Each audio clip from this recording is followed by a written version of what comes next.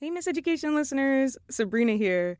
The Bell's high school reporters have teamed up with Chalkbeat New York's veteran education journalists to bring you timely stories about New York City schools told by students living these experiences every day. The podcast is called PS Weekly. We're excited to share PS Weekly in the Miss Education feed. We hope you enjoy hearing directly from student reporters covering the issues that matter most in their schools and communities. PS Weekly airs each week in the spring and will be shared here in the Miss Education feed. There's been so much drama going around the PSAL playoffs and student-athlete eligibility. Now, again, PSAL, you're underfunded, you're understaffed. Maybe you don't have the people who can do this. Then there's 17,000 who have access to nothing at all, which doesn't even account for the tens of thousands that maybe have one bowling team at their school or have a basketball team but nothing else. The historic class action lawsuit against the New York City Department of Education, alleging that they're violating New York City's very own human rights law by not providing Black and Latino students with equal access to the public school athletic league.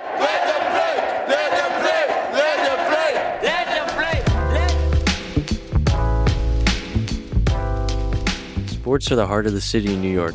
There aren't many places where you could go to a random park and play basketball with a bunch of new people with the same intent to win the game. But sports in New York City aren't all about winning. In fact, most of the pro teams don't win that often. They're more about a culture that reflects the hustle and community of the city, which is why some people might be surprised to learn that access to school sports here in the city is actually pretty limited. The nation's largest school system was sued over systemically denying access to sports. The DOE has responded by agreeing to some changes to expand access. Today we take a close look at one of those changes to see how it's working out.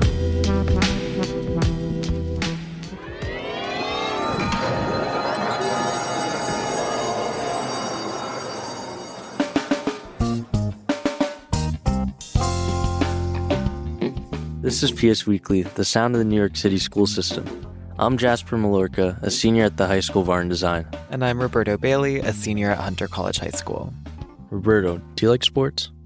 Yeah, I feel like I'm definitely a casual fan, but still a fan. Oh, what would you say is like your favorite? Oh, that's hard. I really like to watch college basketball. I watch it with my dad, especially like during March Madness. He went to UVA, so he's like super into it. So I would say basketball is probably my favorite. Basketball is, out of all the sports, it's like an art form. It's like the dribbling, it allows you to improvise in the same way like if you're playing jazz music or if you're like sketching in your notebook or something. But definitely like my favorite sport to play is cross country because I've been running on all my school teams since the third grade. So you're on your high school team now? I'm actually not. Like, I go to art school, so there isn't that strong of a sports culture. Not a lot of people would want to join, and there's not enough staff that would do it. So I actually can't really run my school, unfortunately. If your school did have a team, would you want to be on it? 100%. Because it's like, I already love my school, so I want to have that personal bias on my back. And I feel like I'd be playing with a lot more heart, thinking about my school, like all my friends, and just that community while I'm playing. I think it would be more inspiring. So what did you end up doing? Like, did you have to just give up running completely?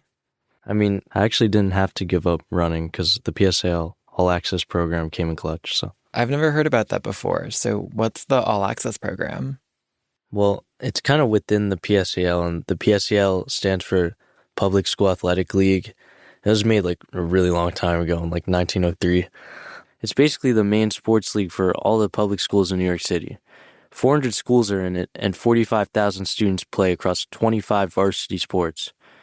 But the All Access program was made because, despite its size, many New York City public schools still don't offer enough sports. And looking at what schools don't have access to revealed deeper inequity issues. Chalkbeat reported that in 2024, just 38% of Black and Hispanic students go to a school with 20 or more teams, compared to 61% of students who are white, Asian, multiracial, or belong to other groups. So how did this program get created? Well, in 2018, there was a class action lawsuit that argued the DOE and PSAL were discriminating against Black and Latino students by not giving them the same access to sports. The suit highlighted that access to sports is essential for helping students maintain mental and physical health, and necessary for access to community building, teamwork skills, and college opportunities. So it wasn't fair that Black and Latino students couldn't have access to a diversity of athletic opportunities. In 2022, the lawsuit was settled, and that's what created the All Access program, which let students join sports teams at other schools if their own didn't offer what they wanted to play. And how exactly does it work? So in my case, my school didn't offer cross country, so in the PSAL All Access program, there's 4 different types of programs. But the one a lot of people could use to join teams around them is the Individual Access program, where you could basically join another school and try out there, where it geographically works. So for me, I ran as a Gator at the Lab Museum School. Do a lot of kids end up having to do this? According to the DOE, about 1,500 students participated in the Individual Access program for 2023-24 school year. But in my experience, this program isn't advertised a lot, so a lot of students who could have benefited from the program didn't actually really know about it. Yeah, and I feel beyond that, it must just be weird in general, for these students showing up at a school where you don't really know anyone and kind of just feeling hey, I'm on your team now. What is that like? Yeah, it's definitely pretty awkward because it's they see you show up and, you don't go to the same school. So beyond knowing them as a teammate, you're learning about them basically as if you're going to a new school where everyone already knows each other. Yeah, so are you the only kind of student at your school who's been dealing with this, trying to balance the art side of things and the sports side of things? Definitely not.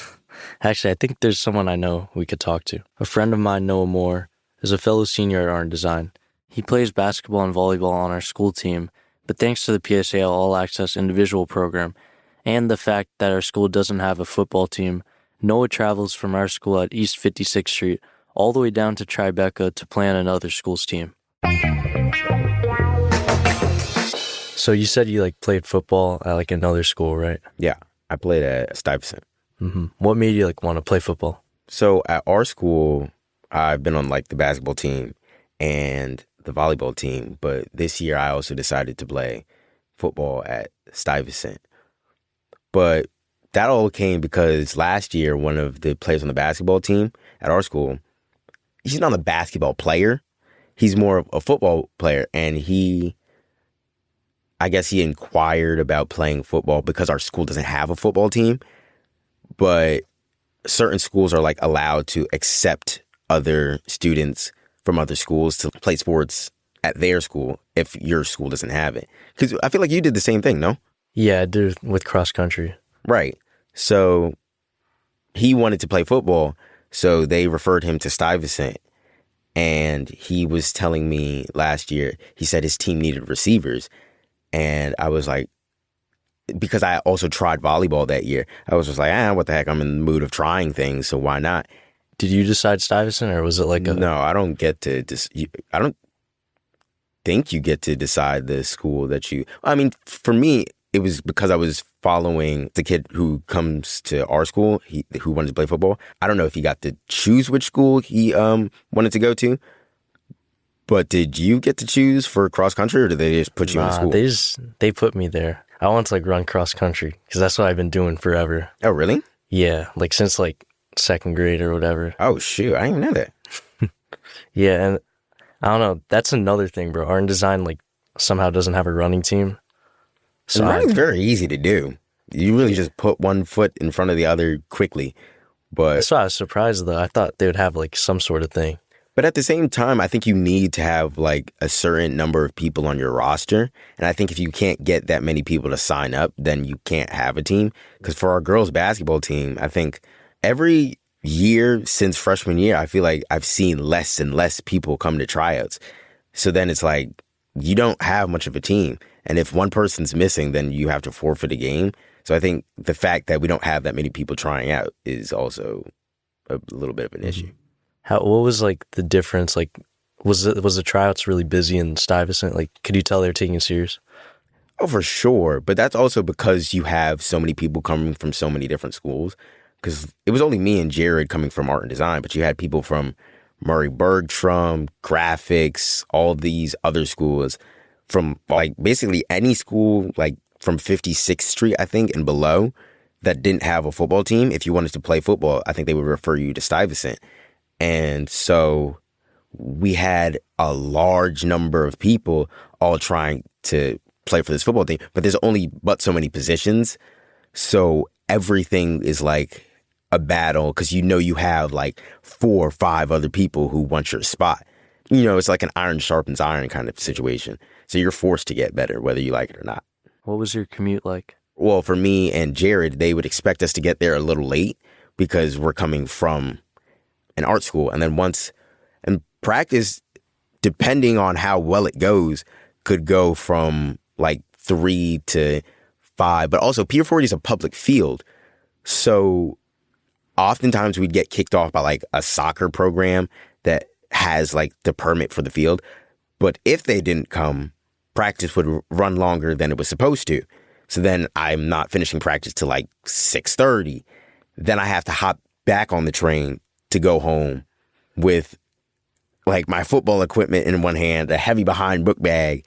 Did you ever have like to deal with like mentality shifts? Because I know like, we're all familiar in art and design. Like you have all your friends and you have like an attachment to it. But like, how did it feel having to like kind of go from that to like a whole nother like environment and another school? Did you ever like go around there kind of missing art and design in a way? Like, for sure, because I went like when I would go to practice, like the culture, not even like winning culture or anything, just like, especially at a school like Stuyvesant, it's a very different demographic.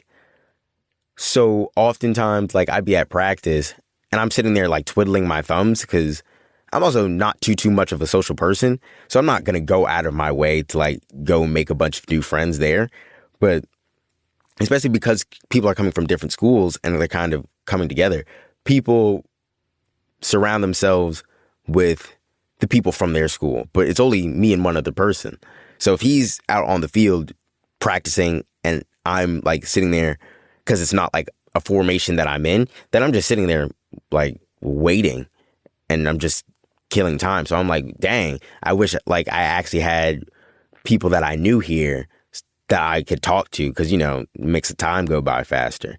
Going to like the new school, do you remember like the first day where you got there, you're like, I don't know any of these people, and like what did your mind, like what did you want to do about it kind of? I remember the first day I walked in with Jared and his friend, I guess who I assume invited him to the team, maybe. I said what's up to him. And then I met the coaches. I said hi. And then I threw my cleats on and we started running practice. And so when I ran my first route, I'm running at 100% effort and I'm a fast person. So my coaches started to realize that too. But after a while, you start to meet a couple people and you're like, oh, like I'm friends with these people. I'm not friends with these people. And you find your place after a while. They definitely surround themselves with each other. So if you're an outsider coming in, unless you're doing something incredible for their team, 9 times out of 10, you just fly under the radar. Mm-hmm. I think that's another, like people forget, like they think it's kind of easy to like go to a new school, like for the PSAL thing. But like, how was it for you? Low-key, it wasn't terrible, but I feel like people kind of forget the whole social aspect of like having to go to all these people like unfamiliar, you know what I'm trying to say? Yeah. Because I remember like I got there, me and Emilio were actually on the team. But like when Emilio got injured, I was like, what am I doing here? So I had to like I slowly kind of made some friends, but like it's not the same as like being art and design, you know what I mean? Literally the other day they had a banquet for the Stuyvesant team, the football team, and like if I went, there was free food. I think they were giving out awards and all this other stuff. But at the same time, I had a birthday party that I promised I was going to like months before they even invited me. But then at the same time, it was like, I'm not exactly upset that I missed it. Because at the same time, I don't talk to half those people. So if I showed up, I would have been catching up with people.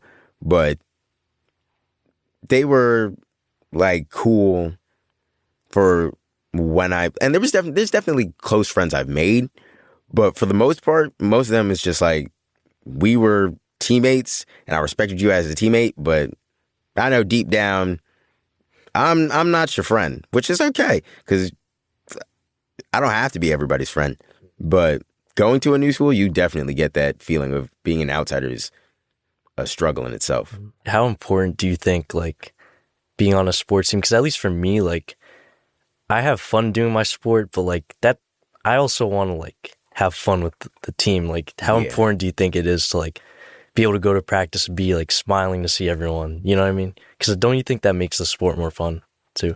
It definitely makes the sport more fun. And especially if everybody's having fun, it unites people. So then you start building those bonds because you're sitting there, you're smiling, you're laughing with other people, you're joking with other people. And you really start to form a bond between teammates. Because once the fun aspect is gone, you really don't want to be there anymore. And so then you stop trying because you're just like, I want to get through practice to go home. Are there other sports you would have wanted to play if you knew you could play at another school? I always wanted to like explore track, and I just never did it because I didn't know that was a thing that we could. I didn't know we could play sports at another school. I mean, they'll make an announcement every now and again, but it's not like pushed for you to be like, go play at a different school. So you have to like figure it out on your own. Yeah. So there's a small number of people who will like I know there's a person who does swimming at another school. You guys do cross country. I did football. I don't know what other sports people play at different schools, but they definitely don't push it. So track would probably be one of the ones that I would have done that I never got the opportunity to because I never knew about it. Yeah, definitely. What about you? What do you think? Low key, like, I mean, the only other sports I would have wanted to play, they already offer, so. Oh, like basketball? Yeah, but like I'm not making that. You could have? Yeah, like I should have. For low key, I regret not trying out this year because this was my prime. But whatever, that's a whole other thing.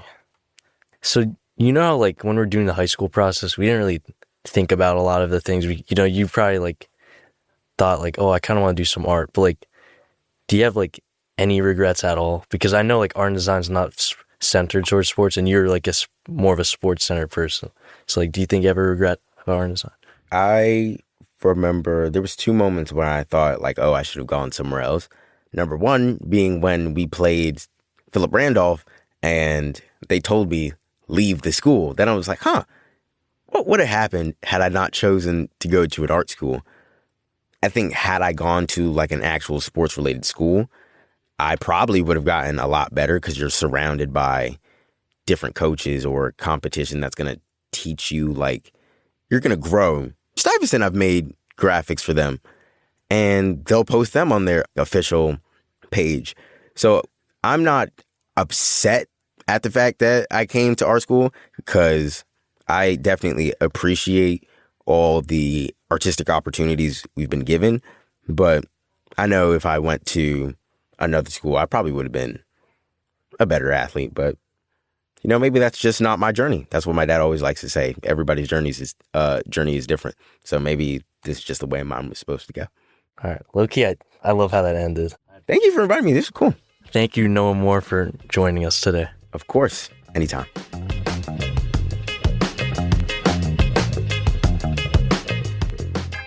Noah went to great lengths to play a sport.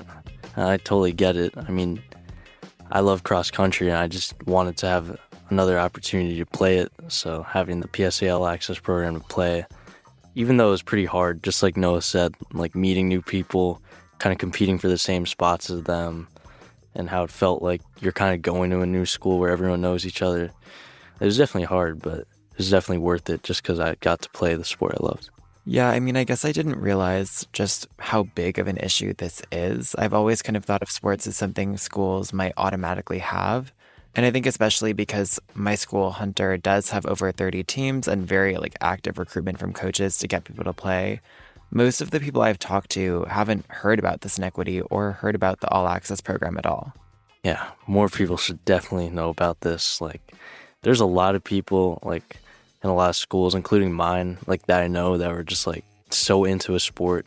And there was literally no posters, nothing about, like, the PSA All Access program. So a lot of these people couldn't even try it.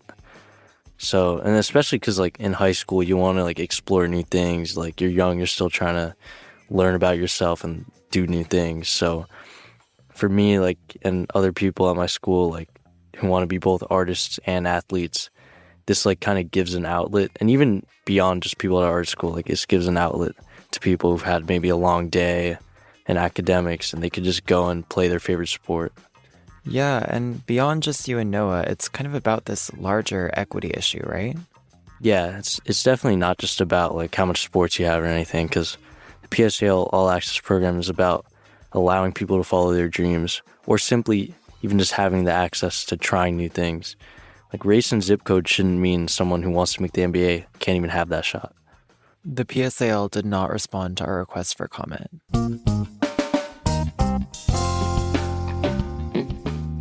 That's all for today on PS Weekly. PS Weekly is a collaboration between The Bell and Chalkbeat, made possible by generous support from the Pinkerton Foundation. Producers for this episode were me, Jasper Mallorca. And me, Roberto Bailey. Our senior producer for the show is Maria Robin Somerville, and our technical director is Jake Loomis. Our executive editors are Amy Zimmer and Taylor McGraw. Additional production and reporting support was provided by Mira Gordon, Sabrina Dukenny, Zana Halili, and Caitlin Melville, and our friends at Chalkbeat. Music is from APM, and the jingle you just heard at the beginning of the episode was created by the one and only Erica Wong. Thanks so much for tuning in, and see you next time.